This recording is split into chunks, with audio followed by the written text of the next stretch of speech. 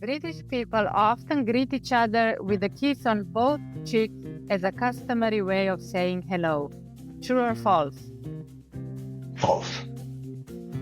In British business culture, small talk before meetings is uncommon, as people prefer to get straight to the point.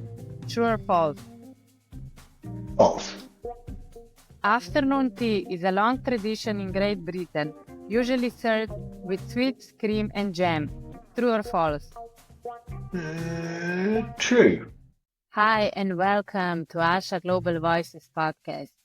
My name is Tjasa Strle, and I'm a cross-cultural leadership coach and the creator of ASHA Global Voice. Together with my guests, we are sharing stories from around the world about different cultures, leadership, and human experiences that connect us. If you like what you hear, please hit the subscribe button. Your support means the world to me. And now, let's dive into today's episode. Hi and welcome. Today my guest is Mike Beattie, originally from the Isle of Man, a crown dependency of the United Kingdom, and now living in Madrid, Spain. Mike is an entrepreneur, lecturer, and coach in the technology space. He has worked in over 20 countries and is married with 3 grown-up sons. Mike, welcome. It's always a pleasure seeing you. Thank you, Tjasa. It's wonderful to be here. First of all, you have to tell us a bit more about Island of Man. Yeah, the Isle of Man is, as you said, it's a crown dependency. So, in other words, the head of state is King Charles at the moment. But it's very unique because it has its own government, it has its own laws, it has its own currency. For all intents and purposes, it is a country, only a very small country. It has just 80,000 people.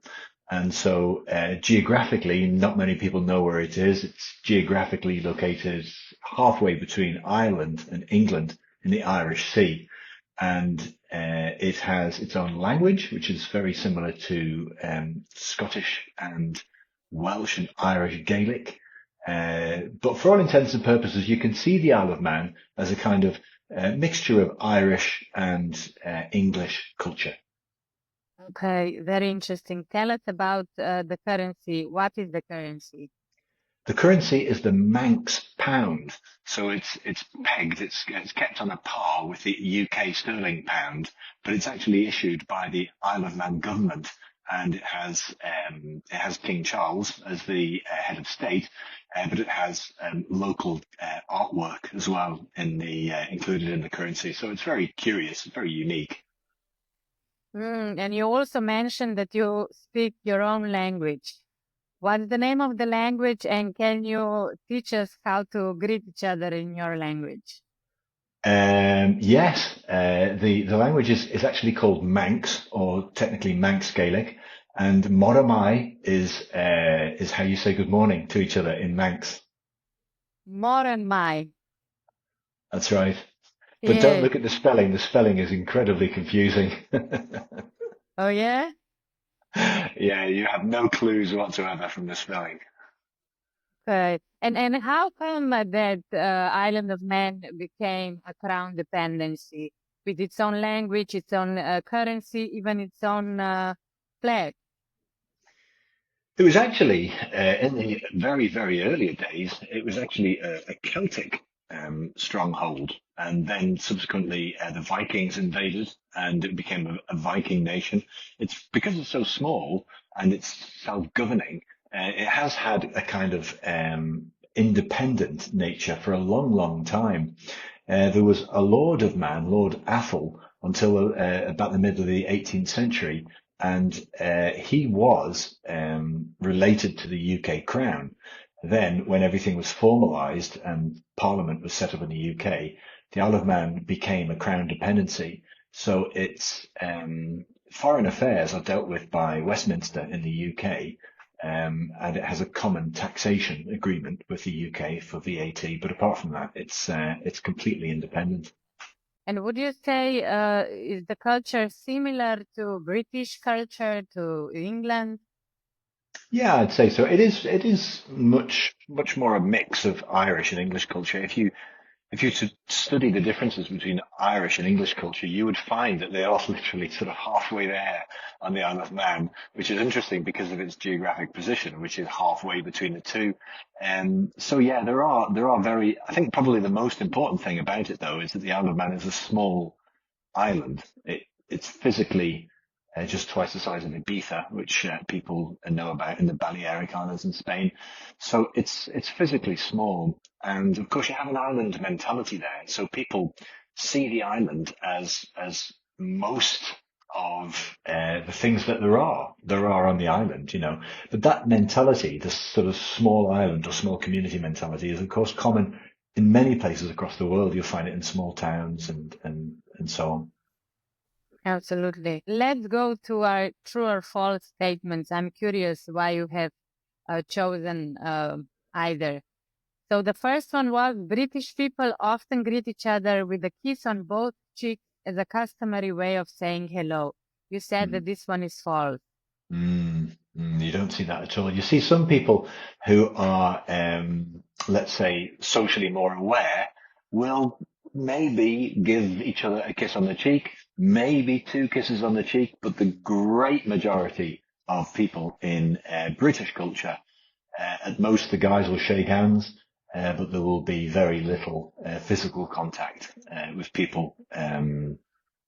Especially men to women. It's just not done. But you live now in Madrid, Spain, and there is a different story. Tell No, us about how you greet each other in Spain. it's much more common for physical contact when you greet somebody.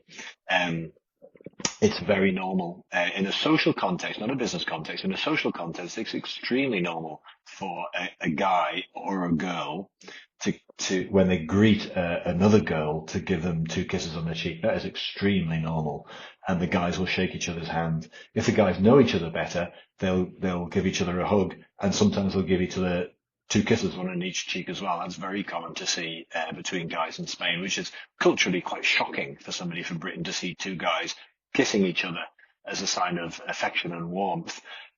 It's just something you would not see in the UK. But did you get used to it living now in Spain, and do you enjoy it, or do you still find it a little bit strange? For me, it feels completely normal now. It feels strange when I go to the UK and people have no physical contact whatsoever. I do have an amusing story about that when my middle son went to the UK for an interview at university, when everybody joined together in a group of maybe 6 or 7 people, and he introduced himself and he went to kiss one of the girls, and she just like leapt back as if to say, "Get your hands off me, you animal!" And he was completely shocked because it was really for him such a natural thing to do between people to just kiss each other when they meet. So yeah, this is for me and for everybody in Spain completely normal. It resonates with me. I was also studying in Spain, and coming from Slovenia, we also similarly greet just with a handshake, standing, 2 meters away from each other. But then in Spain, we were kissing, we were being in each other's personal space. And I found it really, really nice and kind of breaking the ice between people faster, which I really I like. Yeah. Yeah, yeah. It feels very, very cold to me now in the UK when there's absolutely no body contact whatsoever. It just feels distant and cold. Mm. Let's go to the second statement, which was in British business culture, small talk before meetings is uncommon, as people prefer to get straight to the point. Yeah, false. I mean, it is very, very common to do small talk in British business culture or English or Irish. People accept that you will talk about things that are, not controversial and easy to agree on, just as a way of getting a little bit of momentum going, breaking the ice, as you said before. That is a very common thing to see there. And what about Spain? What would you say? Is it common as well? It is. It is very common. Yeah, I think later on, as we get deeper into the podcast, we'll see that there are other factors that are different here than they are in the UK, and that is the people and things that you have in common are extremely normal here. So it's specifically people you know. When you meet somebody in a business meeting, the small talk at the beginning is always about finding people in common. Always. Mm, mm. And tell us about the last one. Afternoon tea is a long tradition in Great Britain, usually served with sweet cream and jam. You said this one is true. Yeah, it is true. I mean, it's not true in the sense that most people do it, but it's definitely true that it has been a tradition. And for example, if you go to a hotel, you'll find it there. If you go to a tourist place, you'll find it extremely common in tourist places. And of course, in media, in film, people have afternoon tea in England or the UK. It is very common. So if you go to, for example, I went to a castle in Edinburgh with my son, and they had afternoon tea there. It was a big feature. Um, but you would go to anywhere else and people's houses, for example, it just wouldn't be a thing at all to have afternoon tea like that. People drink a lot of tea, but not in this sort of scones and cakes and things like they have in Downton Abbey. Okay, so drinking tea, yes, but not with sweets and jam and other things Correct.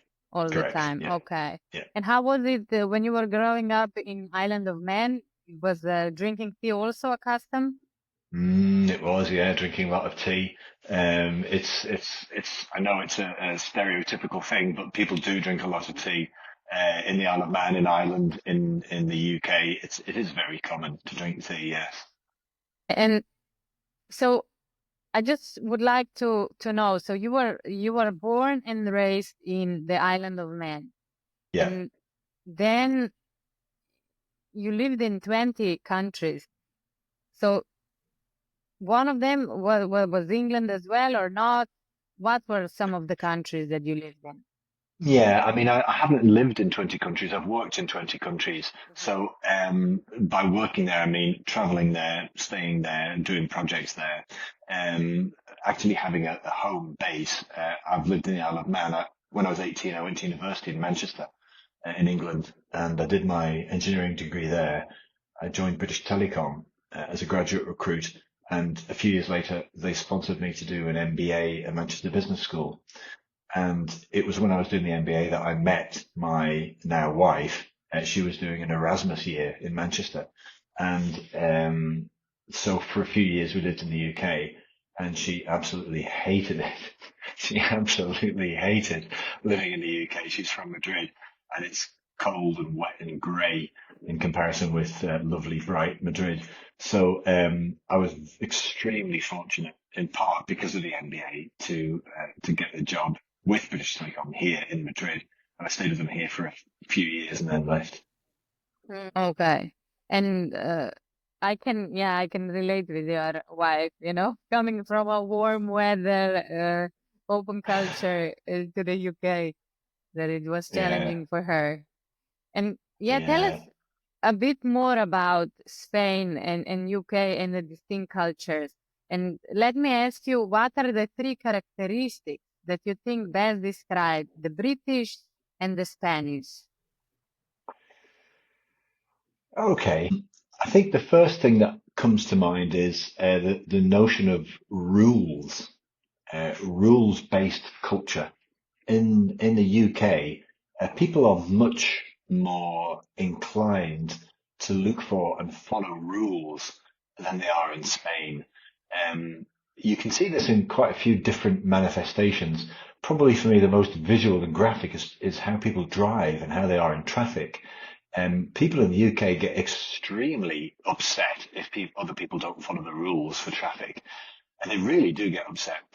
People in Spain, you know, you can have somebody in a crossing, a zebra crossing, and in the UK, if you don't stop your car, people will beep their horn and they'll flash your lights at you if somebody's standing there waiting to cross. But in Spain, you'll get car after car after car driving across and not stopping, and the pedestrian who stood at the crossing will not be getting angry or showing anything. They just wait for a car to stop. So the notion of rules-based, it does spread, not just in traffic, of course, which is an example, but it just spread across business as well. So there's much more of a kind of rules-based mindset in the UK. The second thing I would highlight is conversation, how people talk. Now, this is a subtle one because you're not really going to get this until you speak fluently in Spanish and you're in a Spanish conversation speaking Spanish with other people. If you don't have Spanish and people are managing with English or some kind of pidgin combination of the two, and this phenomena doesn't arise. But in Spain, to show that the conversation is lively, people interrupt. People pick up a thread that you're going through and they continue it before you've finished saying what you're going to say. And that is extremely disconcerting for somebody who's used to speaking as UK British people do, which is somebody speaks, they finish speaking, and then somebody else speaks. Spanish conversations don't work like that. Spanish conversations interrupt. And it's not seen as culturally rude, really, to interrupt. I mean, people might say, sorry, interrupted a bit too much, but it's absolutely normal in a conversation for people to interrupt. And I still find that difficult. I really do. Somebody asks me a question, I have to think hard about how to make the reply extremely concise, because otherwise I'll just get interrupted and I won't get to answer the question. And the third one is alcohol. The difference in attitude to alcohol in the UK and in Spain is astonishing, Tjasa. There's no other words to describe it. In the UK, it is absolutely intrinsic in the culture that you cannot enjoy yourself unless you're drinking alcohol. Every event that is allowed to have alcohol will have alcohol as the way that you ensure that people have a good time. And in Spain, it's company. It's the company that you have at the event that makes it so that you have a good time, irrespective of whether you drink Coca-Cola or beer or red wine. And it's now, when I go back to the UK, it is astonishing to what extent that is extended through the culture. And so those are the three things, I think. Great. Thank you for sharing those. And I'm curious, so what do you think why Spanish like to, you said that they interrupt each other. Why do you think that is so? Because they like to speak so much, or they are so passionate, or what would you say? I think it is what I would describe as a culture thing. I don't think it's that there is a characteristic in the culture that makes this happen. I just think that conversations culturally are like that. They do not have the same expectations and rules that conversations have in the UK, where it is considered to be extremely rude to interrupt somebody. And if they did, and they would begin it with an apology and then, finish what the interruption was and say, please carry on. The other way around in Spanish. Other way around, people just interrupt continuously and have various conversations at the same time. It's absolutely the norm at a dinner table with 8 or 10 people for at least 2 conversations to be happening at the same time. And you mentioned that you married into a Spanish family. Well, your wife is Spanish, and later on you also moved to Madrid, Spain, where you're living now. And I know you already shared a little bit the differences between a UK or British culture and Spanish culture. But I would like to ask you if you would have to say maybe one thing, the biggest cultural surprise or adjustment for you that you had to make marrying with Spanish and then living in Spain. If I were to highlight one thing, I don't think it's something that's specific to UK versus Spain. I think it's just moving from one culture to another culture that is radically different from the one you have. I think in order to survive in that culture, and bear in mind that I don't have an expat community of friends here. Basically all my friends here are Spanish. I know some British people, but that, through work or something similar. So I think that it is a more general one than that. And I think basically it is the awareness of that a huge part of your expectations and behavioral norms have come from a culture that isn't necessarily common with other cultures. And so you have to really, to be able to survive, you have to be able to undo those. You don't have to lose them. You just have to be able to undo them and redo them with cultural norms that are what everybody is exercising around you. And that can feel extremely extremely uncomfortable. It really can. I mean, it is a big personal change to go through to be able to feel comfortable, truly comfortable in an environment where the culture, in some ways, is the exact opposite of what you're accustomed to. That's a great point, Mike. And what helped you, especially at the beginning, to kind of adjust and cope with these changes? Well, I think that the Spanish people, the Spanish family that I inherited when I got married, they are very, very accommodating, especially if you make an effort to learn Spanish, because most Spanish people have a real difficulty with English. It's extremely embarrassing and uncomfortable for them to speak in English. So the fact that you have made an effort to learn Spanish, and especially if you've made an effort to learn it correctly, not just muddle through, but to actually learn it correctly and get a good vocabulary together. They were very helpful, very, very helpful, in that. And I have to say that the language as a vehicle for integrating yourself into a culture is crucial. You cannot do it without language. You just cannot. You're just a spectator if you don't have the language. Hmm. And tell me what changed once you learned the language for you? I think the way I was seen by other people changed. At first, when I first came here, before we got married, to visit family, I was just one of the family's friends from when she'd been abroad. Just somebody she'd met abroad, and I came back here as a friend. We weren't dating or official or anything like that. So I think their attitude changed dramatically when the conversation could take place in Spanish, when there was no need to have the crutch, as it were, of English. That's when I felt much more accepted at that point. Makes a lot of sense. And tell me, how do you feel now after living, I think you mentioned 27 years in Spain? Would you say that you feel fully accepted now? Because it's hard to say you being an expat now, you are there for so long. Also, your wife is Spanish. Or are there still some moments where you feel like an outsider? Well, it's a really good question because this has come up fairly recently for me as well in an experience that I had. Um, Personally, the way I feel is I feel completely at home here. I mean, everything that I see, because I've been seeing it for 27 years, now appears normal. When I went to pick my boys up at the airport and they were visiting for Christmas, I just saw these people coming through, through the arrivals, and I thought these people just look so strange. And I British people. realised, yeah, they were UK from the UK, flights from the UK. They just look strange to me. When I go to the UK, people look strange just because they dress differently, they cut their hair differently. The way they walk around is different. I mean, there's so many differences now. There's nothing wrong with it.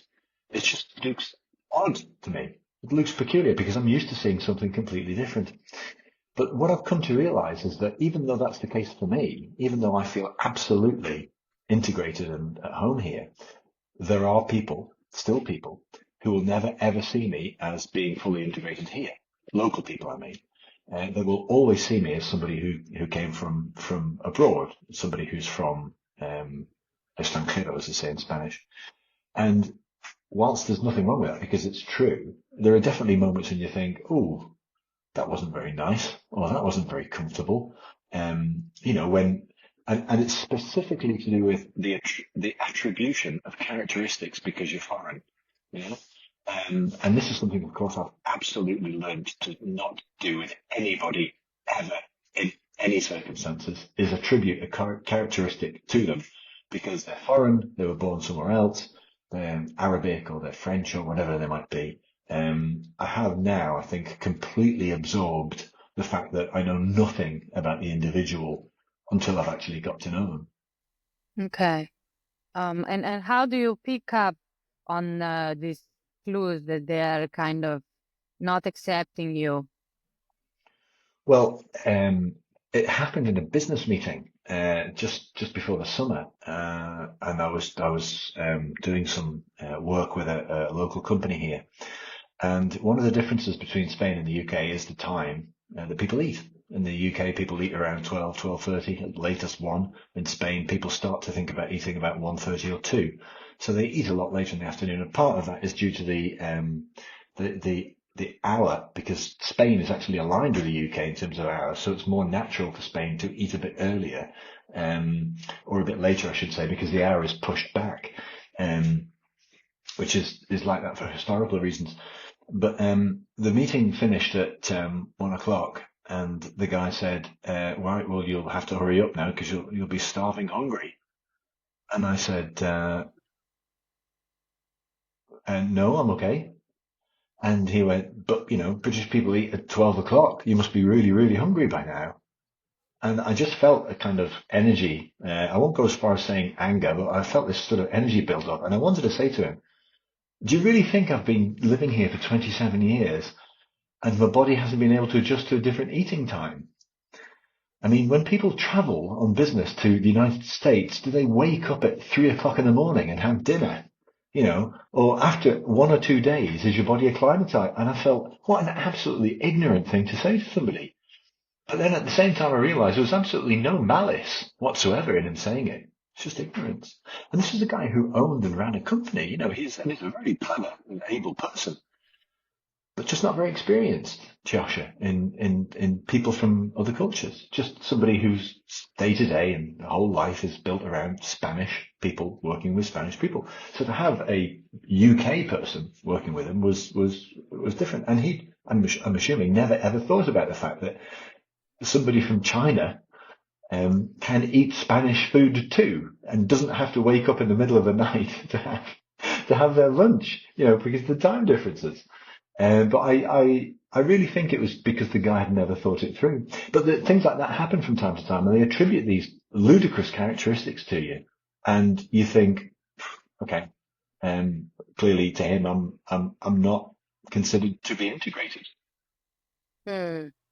And what have you learned from this experience or similar experiences when you are communicating or doing business or just being in contact with people from different cultures?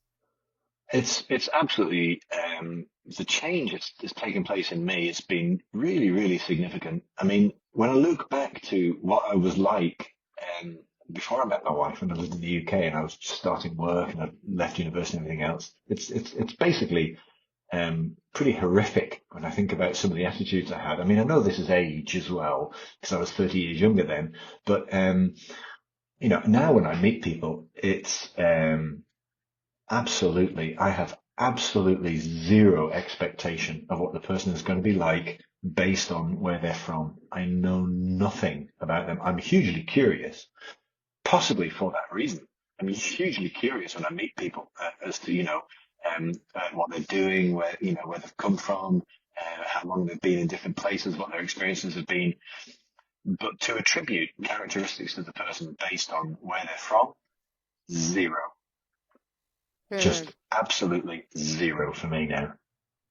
That's a great insight, and I think also advice for all of us, just to try not to expect anything and be stereotypical about from whatever a person is, and to stay curious and ask questions and then learn about the new culture or a specific person.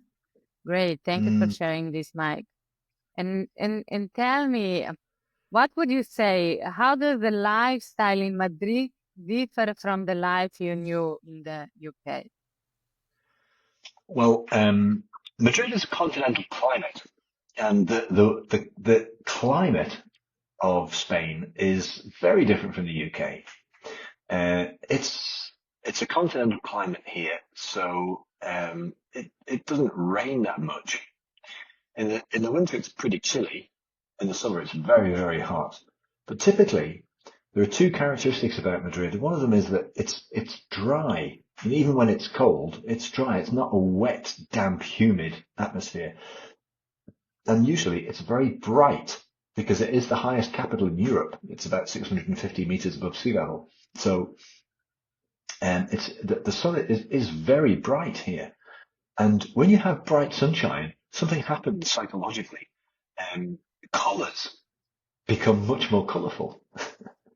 And you have to have lived in the UK. Two of my boys live in the UK now, and when they come back, they say, "Oh my God, it's so colourful." And it's just like turning up the saturation on your computer screen. All of a sudden, everybody comes to life. The flowers are prettier. The people are, look healthier. All these other things take place. So, it's wonderful that happens. And I think the effect of that is that people typically are very happy to be outdoors. They just like to be out. Whereas in the UK, people like to be in. People have their house. There's an expression that says an Englishman's home is his castle. And I feel that here, people here typically live in apartments and flats. They don't live in isolated houses. And cities are much more condensed and dense than they are in the UK. So it's possible to walk to places.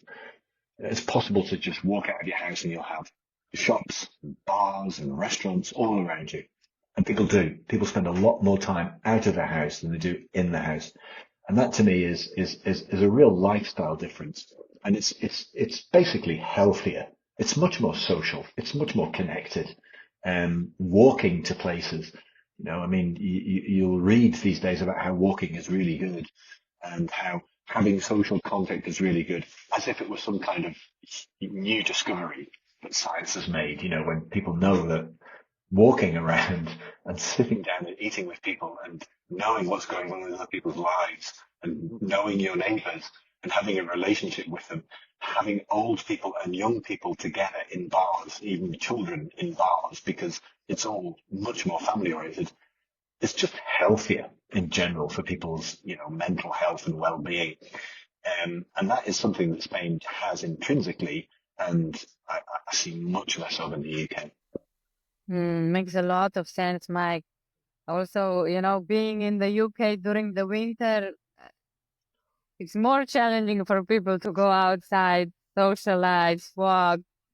Um, yeah, but great to hear that Spanish people and in Madrid that you are really community oriented, spending a lot of time socializing as well, as you mentioned. Yes, definitely healthier for mental health and for Yeah, relationship.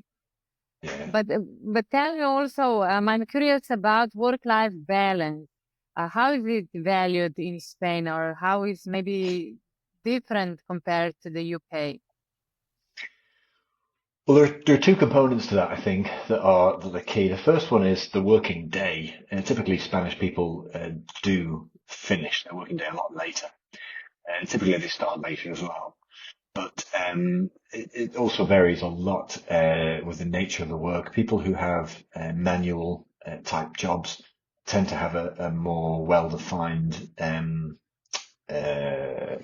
working day. So they will have a long lunch and they will eat a very big lunch and then they'll go back to work. People who have professional jobs or leadership or management type roles, they will typically not have the same structure and they will have much more open notion of work. They'll spend a lot of work time socializing internally around the water cooler or the coffee machine. People will be chatting for 20 minutes, half an hour, very comfortably, and people will get home later as well. Although there's a peak of traffic at sort of 6 p.m., you will notice that many people are still working sort of 8 p.m. and 9 p.m. at night time. So that's the first difference. But the second difference, which is really tough for me, I have to say, the daily work isn't much of a challenge, but the second change, which is a true challenge for me, is the summertime, because it's not an exaggeration to say people start slowing down in June and they start warming up again in September.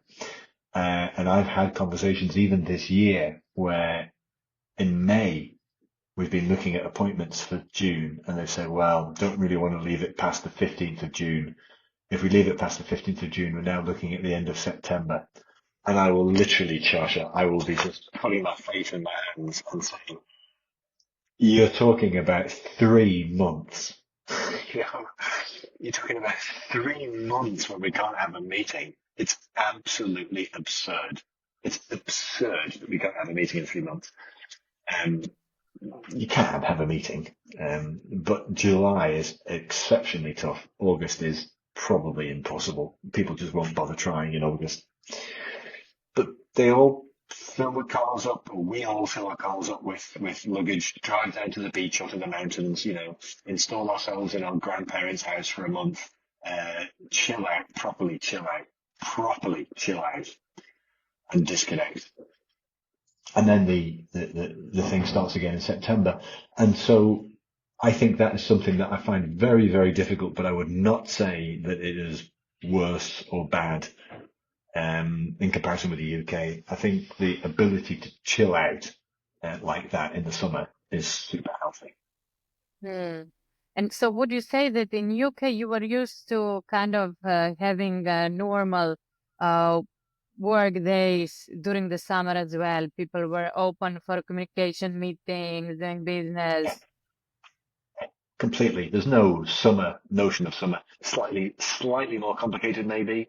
More chance that people will be away on holidays. But I mean, compared with Spain, it's black and white. It really is. And also, to be honest, in UK, there's not really summer, right? The weather, I mean. It was a big joke with me and my wife when we moved to Madrid. She said, right, you need to change your wardrobe. And I said, my wardrobe's fine. There's nothing wrong with it. I've got tons of great clothes. And she said, no, you need to move to your winter wardrobe. And I said, well, what's that? She didn't even know what she was talking about. She said, for your winter clothes, you need to take your winter clothes out and put all your summer clothes away. And then there was just this moment of sort of confusion and incredulity when she realized that in the UK, that notion doesn't exist because you're going to have a winter's day in July. It's unlikely to have a summer's day in December, but you can have a winter's day in July. So people don't separate out their summer and winter clothes. They just have them all together in the same wardrobe. Whereas in Spain, people literally change their wardrobe for summer and winter. It's just a complete change. So it makes so much sense. What are you going to do during summer in UK if it's still cold? You cannot socialize that much. You cannot go to the beach. There's no sun. You don't want to walk that much. So then you work. You work. And why wouldn't you? Because you're not going to do anything else, just as you say. And tell me, I know you mentioned one before, but what's a common stereotype about British people that you think that is misunderstood or incomplete?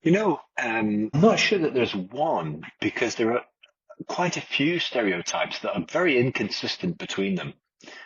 You have the stereotypical, very, I'll say, stiff British person who's very formal, very polite, very reserved in the way that the person communicates with you, and doesn't ever convey anything of emotion unless it's absolutely categorized into something that can be acceptable. But you also have hooligans, football hooligans, who are violent, aggressive, dangerous people. Those are part of the UK stereotype as well. You also have comical people. There's a hugely well-developed culture for comedy in the UK, and some genuinely extremely funny people, both in performance and in writing. And so all of those stereotypes, they don't really overlap. They can be quite different and quite different people. And so I would say that just the nature of the country, Tjasa, the history of the country, it's been such a mishmash of different cultures that came together. Even the language has so many synonyms because it is based from people coming from lots of completely different races and cultures and histories, and all just ended up living on this big island, which is Great Britain. And so there are so many things that sort of mishmash together. I don't think it has a homogeneous culture, anything like, for example, Italians or French or Spanish. I think because of the nature, or even German, I think just the nature of how it developed as a country has massively influenced that. So I would say that there probably isn't one overriding cultural stereotype that defines it, although the one that people are most comfortable with is the slightly detached, slightly formal. There's an expression that I use in Spanish that I translated in English says, well, I would be really upset about that if it weren't for my British culture that doesn't allow me to show emotions. And people love that. They think that's really funny because it does fit in with the stereotype they have of British people. But I'm curious to know, tell me about, I'm sure that you were faced with some stereotypes as well, being a British living in Spanish. If one comes to mind that you particularly didn't like. Yeah, the one that I think I would say is probably the most irritating is the one to do with my ability to be at home here, you know, to blend in. And I can't properly blend in with the culture because I wasn't born here. That's common, and it's much more common in the south. In the south of Spain, people are, it's a different culture, and they see an awful lot of British people who are living as expats in the coast or in the islands, or visiting as, balcony jumping tourists, just getting blind drunk all the time on cheap Spanish wine. So somebody who's British but living inside the culture, for some people, it's nice try, but you're never going to pull it off. And I do find that quite irritating. So would you say that it's not because of you're so different in kind of behavior and customs? Because what I've heard before is that you managed to integrate yourself well in the past 27 years in the Spanish culture, speaking the language, being even more open, more sociable, expressing your emotions, similar like the Spanish. Would you say that this stereotype then is kind of placed upon you based on the way you look, and maybe if you have an accent as well when you speak Spanish? Completely. Yeah, and my name, of course. I haven't changed my name to be, Miguel, which it would be. So I make no secret of the fact that I wasn't born here. Yeah, I mean, I speak with an accent. I make mistakes sometimes when I speak. I don't look Spanish, and even though all my clothes are bought here now, and I just dress like any other Spanish people. People still tell me that, oh, you can tell that you're, English by the way you dress. And I look around the room and everybody is dressed the same way as me. It's just something that happens in their head, that, it's a perception thing. So yeah, that definitely happens. And how does that make you feel? Well, most of the time I'm okay with it. It's a bit irritating, but I'm okay with it. There are definitely contexts in which things are different. I'll give you an example. I play musical instruments. I've been a musician for a long, long time, and I've joined a couple of bands here in Madrid, and they're big bands. So 15 people, 20 people playing saxophones, trumpets, trombones, that sort of thing. And in one of the bands, I'm the only person who isn't Spanish. The other band is much more international. But in one of the bands, I'm the only person who isn't Spanish. And at one point, I asked them, do you know people who have cross-cultural marriages, who are Spanish but married to someone from another country, or vice versa? And the only one that the people in the band, and we're talking about 15 people here, the only couple they knew that was from different cultures was me and my wife. And I feel super at home with these guys, very, very much at home with them. And they don't not mention the fact that I'm English, or from the Isle of Man or whatever. But when I've thought about it, Tjasa, I thought, what is it that makes it different with these guys in comparison with others? It's the fact that they never attribute a characteristic to me because I'm from abroad or from a different country. They never do that. And I think that's a much more natural state for people to be in. I say this because music is, sort of universal, and we love the same tunes and we've listened to the same artists, although there are obviously differences between our backgrounds. But when you play music with people, you really do get a level of connection that you don't get through normal conversation. And I think that's probably a good part of the reason why, I never get that happening. I never get attributed certain characteristics unless it's like really, properly taking the mickey, teasing me, which I would do vice versa, and it's okay, But the genuinely thinking that you have a characteristic that's different, or you can't assimilate a particular thing because you weren't born here, I never had that at all. Never.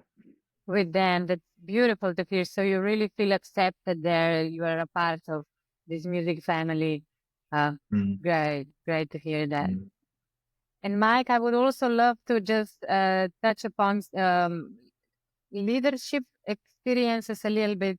And I'm curious to know, what would you say, how have your experiences living in Spain and British culture shaped your perspective on leadership? Um, I read a lot, especially literature from the US and the UK related to culture, to business, to politics. I read a lot, and in the past 10 years, maybe, there's been a big expansion in what's written about identity, about people's unique views, people's unique circumstances, giving people a voice, listening to groups of people who aren't necessarily the majority, and giving them a voice, giving them more credibility. Because the notion of difference, when you're in a culture that's dominant in some specific things, I mean, you could take, for example, the existence of women in the workplace as an example of this. If you have the majority of people who are men, then the notion of listening to women more because they are a minority is something that's, I think, relatively recent. It is relatively recent. And they've needed specific initiatives to make that happen, okay? Policies and initiatives to allow people who are less represented to have a stronger voice. And I know everybody thinks they're not prejudiced, but having now lived in a completely different culture, I'm conscious of the fact that I'm extremely prejudiced. I'm absolutely terrible. It really is awful to recognize to what extent these prejudices come out, but I'm able to recognize them before they turn into behavioral words. And that is, to me, an incredible benefit. I can recognize that when I see somebody for the first time, I get 6 or 7 ludicrous stereotypical comments come into my imagination, thinking I know something about them. I hear them speak and I think I know something about them. And now that I've been so long in this sort of, constant buzz of different cultures, that I say to myself, Mike, those first few impressions, just throw them in the bin. They're useless. They're just coming from a part of your mind that's absolutely useless at giving you any clues at all about the person. Just give yourself some time and listen to them and ask some questions. And over time, you'll build up a view of the person that's much more accurate. I think that has been a huge growth point for me. It's not to say that I'm not prejudiced. And lots of people will tell you they're not prejudiced, and I think that's nonsense. I think we all are naturally because of the way we are as human beings. I think that the true challenge is to recognize it and get on top of it, control it and manage it. Yeah, Mike, thank you for sharing this so openly. I completely agree with you. We all have unconscious biases, and the first step is to really become aware of them and then, not let them influence your opinions of others or your relationships with others. Mm. That's great news that you are being aware of it and also being honest about it. Um, and tell me, Mike, in your opinion, what is the most effective leadership style, or what's a good leader for you?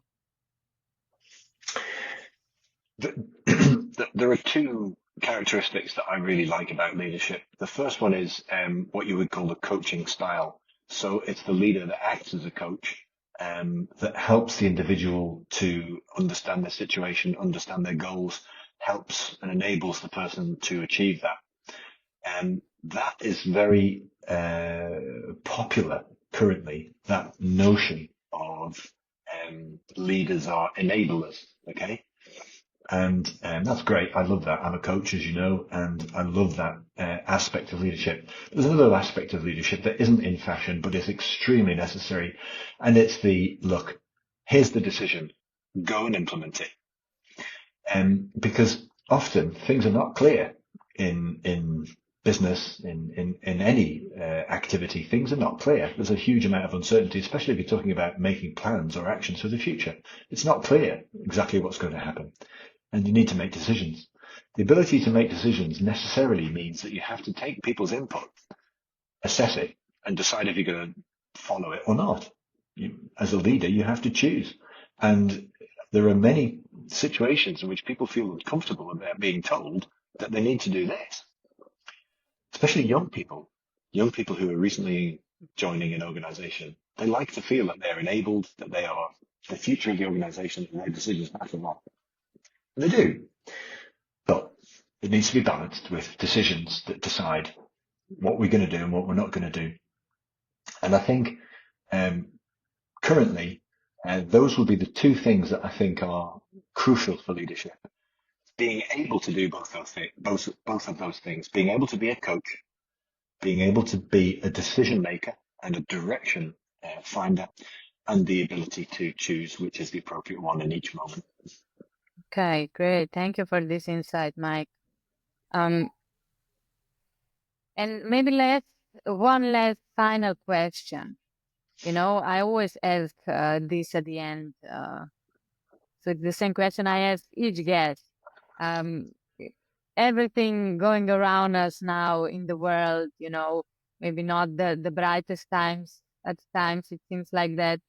So my question is, if you could imagine a better world to live in, what would that look like for people globally? I think it would be, Tjasa, that the opportunity for people to get education, to grow, and to get responsibilities would be commensurate with their ability and their will to do that. I think the doors are closed for huge numbers of people in the world. And personally, being a person who's very much involved with technology, it's one of the areas it's easier to overcome some of those barriers. There's plenty of education and training opportunities available in the technology space for people who don't happen to have been born into a rich country, and even born into a rich country, into a family that can take advantage of it in a rich country. So if I could imagine a world where things were better, it would be a world where opportunity really was distributed in a much more equitable way, so that people who had the will and the ability were able to take advantage of it. Beautiful wishes to conclude this conversation with. Thank you so much, Mike. It was an absolute pleasure, and all the best. Thank you very much indeed, Tjasa. Thank you.